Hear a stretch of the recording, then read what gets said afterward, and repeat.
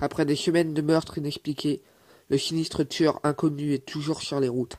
Avec le peu de preuves qui ont été trouvées, un jeune garçon qui aurait survécu à l'une des attaques du tueur raconte courageusement son histoire. J'ai fait un cauchemar, et je me suis réveillé au milieu de la nuit, dit le garçon.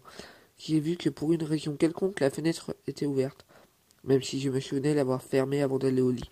Je me suis donc levé pour la fermer une fois de plus. Ensuite, je me suis simplement glissé sous mes couettes, et j'ai essayé de me rendormir. C'est alors que j'ai eu un sentiment étrange, comme si quelqu'un me regardait. J'ai levé les yeux, j'ai presque sauté de mon lit.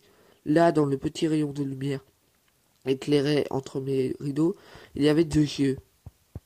Ce n'étaient pas des yeux normaux, ils étaient assez sombres, des yeux menaçants bordés de noir, et qui me terrifiaient, tout simplement.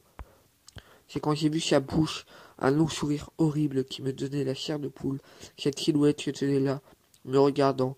Finalement, après ce qui m'a semblé être une éternité, il a dit une simple phrase, mais d'une manière dont seul un fou pourrait parler. Il a dit « Endors-toi ». J'ai crié. C'est alors qu'il s'est précipité vers moi. Il a sorti un couteau visant mon cœur. Il a sauté au-dessus de mon lit. J'ai tenté de le repousser. Je l'ai poussé, je l'ai frappé, je l'ai roulé par terre, essayant de le faire tomber. C'est alors que mon père est arrivé. L'homme a attrapé son couteau et l'a planté dans l'épaule de mon père. Cet homme l'aurait sans doute achevé si l'un des voisins n'aurait pas alerté la police. Ils se sont battus. L'homme s'est retourné et a couru dans le couloir. J'ai entendu un fracas comme des bris de verre. Je suis sorti de ma chambre et j'ai vu que la fenêtre arrière de ma maison avait été cassée. Je me suis approché pour le voir disparaître au loin. Je peux vous dire une chose, je n'oublierai jamais ce visage.